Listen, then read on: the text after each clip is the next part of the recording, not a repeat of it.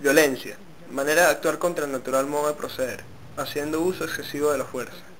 Algunos la llaman terrorismo, otros guerrilla, otros golpe de Estado. Estos tres términos poseen diferencias claras, pero se unen en una semejanza común, la violencia.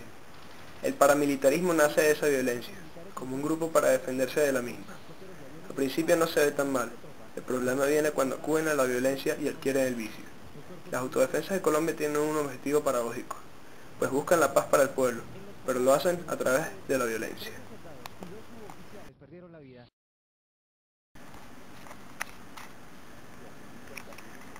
El paramilitarismo en Colombia posee una larga historia. Durante los años 40 y 50, mientras se libraba la guerra civil entre liberales y conservadores, el gobierno creó las guerrillas de la paz, para apoyar su acción militar. Luego, en 1968, se legalizan las patrullas de civiles y solo hasta finales de los 80 son ilegalizadas. Desde ese momento se crean grupos de defensa privados, o también conocidos como autodefensas. Hoy en día existen evidencias de que estos grupos siempre estuvieron ligados a la ayuda militar y de inteligencia del ejército. Estos grupos tienen diversos orígenes. Unos nacen como una respuesta de los narcotraficantes contra los secuestros de sus familiares por la guerrilla. Entre los más famosos está el MAS, Muerte a Secuestradores, organizado por Pablo Escobar y sus socios. Por la misma época, los hermanos Fidel y Carlos Castaño conformaron las Autodefensas Unidas de Córdoba y Urabá, que tenían como objetivo combatir el frente de la guerrilla de Magdalena Medio. Los hermanos Castaño estaban motivados por el deseo de vengar la muerte de su padre, que fue secuestrado por la guerrilla y murió en cautiverio. Después, con la muerte de Fidel, Carlos toma el mando del grupo y comienza un proceso de unificación de los grupos paramilitares bajo el nombre de Autodefensas Unidas de Colombia.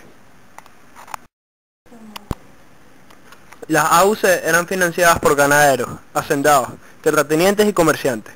Sin embargo, este financiamiento no les fue suficiente, por lo que Castaño decidió cobrarle un impuesto a los narcotraficantes.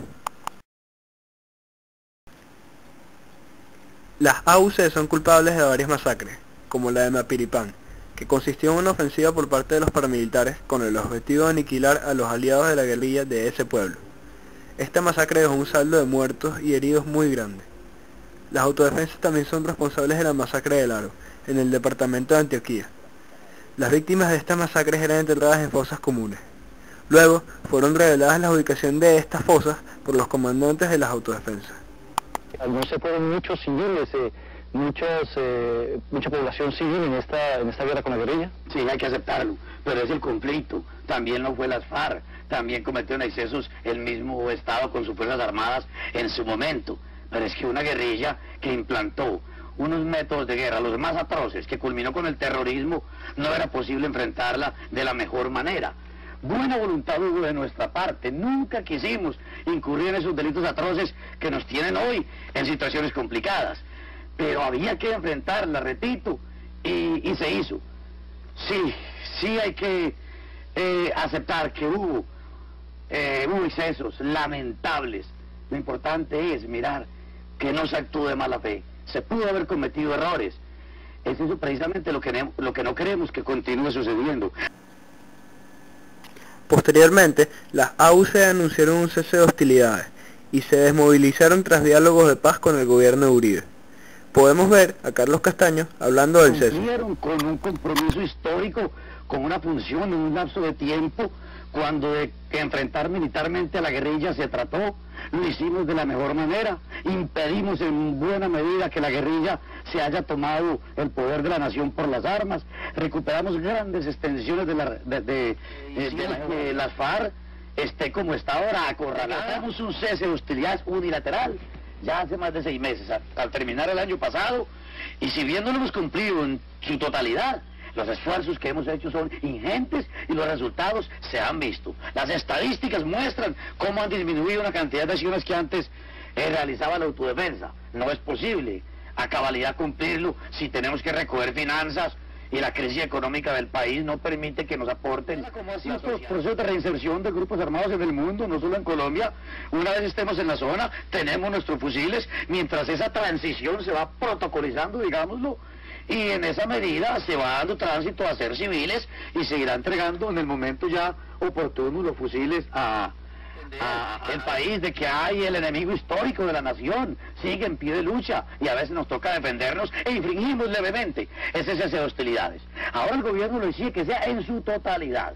Si el gobierno quiere que sea en su totalidad ese cese de hostilidades, pues va a tener que entender que las autodefensas concentradas no tenemos plata para financiarla, y el comisionado dice que el gobierno tampoco tiene toda esa plata. El gobierno ha sido una de las causas también determinantes para que tomemos esta determinación. Si bien el proceso ha logrado desmovilizar a numerosos miembros de la AUC y reducir la violencia en el país, persisten muchas dudas con respecto a si realmente los desmovilizados se mantendrán al margen de la lucha de la Armada ilegal. Hay cuestionamientos acerca de tanta colaboración aportada por la AUC. Pero poco a poco se fueron desmovilizando los comandantes de las autodefensas, como Iván Roberto Duque, alias Ernesto Báez, Rodrigo Tovar Pupo, alias Jorge Cuarentas, y Salvatore Mancuso, alias Santander Lozada.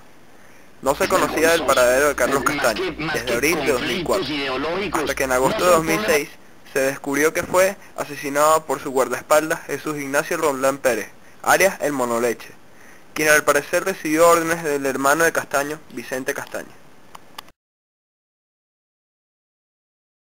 Después del proceso de movilización, se creó un escándalo en el país de Colombia, después de que se revelaron documentos que probaban que ciertos políticos colombianos habían recibido gran parte de ayuda de los grupos paramilitares de Colombia, como es el caso de funcionarios que trabajan en la alcaldía y en Congreso, los cuales recibían respeto gracias a estos grupos paramilitares debido a que estos creaban una amenaza a la legalidad.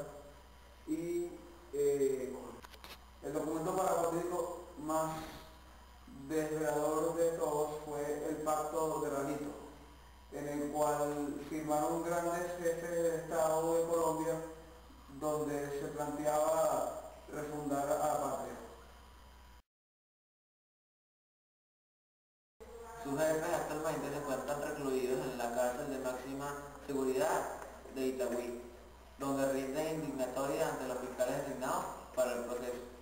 Algunos se presenta el informe de que siguen delinquiendo desde la cárcel.